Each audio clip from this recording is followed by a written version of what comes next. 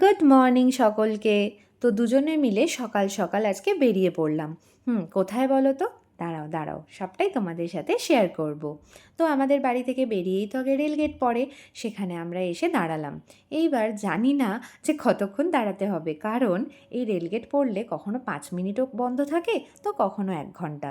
আর সকালে হলে তো ট্রেনের প্রেশার এত থাকে, যেহেতু অফিস টাইম, তো বলা যায় না গেট কখন খুলবে।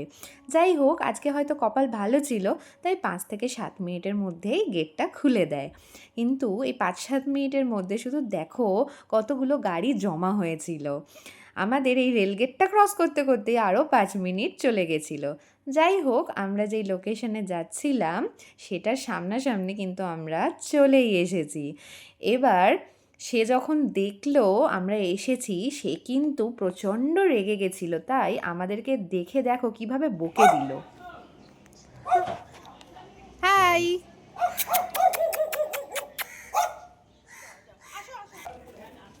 হ্যাঁ, আমরা এই বাচ্চাটার সাথে দেখা করতে এসেছি। আসলে দেখা করতে আসিনি, ওকে গ্রুম করতে এসেছি। কিন্তু আমাদেরকে দেখে ওর এক্সাইটমেন্টটা শুধু দেখো তোমরা। আসো। ও কোলে নিতে হবে ওকে।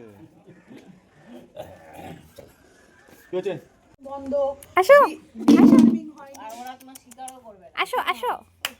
আসবে না আমার কাছে? আসবে না? তুমি বুঝে গেছো আমি তোমার কাটিং করব? আসো।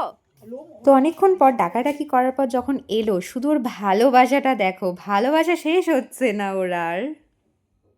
কোন দিক দিয়ে চাটবে ও বুঝতে পারছে না, ও কোন দিক দিয়ে চাটবে। নাও চলো এবার শুরু করতে হবে। তো যাই হোক, আমরা যে কাজের জন্য গেছিলাম সেটা তো আমাদের শুরু করতেই হবে, খেলাধুলো তো অনেক হলো।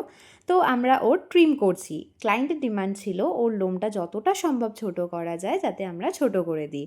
কোনো বাড়ির কোনো কারণ পারপাসে ওর লোমটা অনেকটা ছোট করতে বলে। শীতকাল যদিও জানি যে এতটা ছোট করতে নেই, বাট ক্লায়েন্টের ডিমান্ডে আমরা ওর লোমটা একদম যতটা সম্ভব ছোট করা যায় করে দিলাম।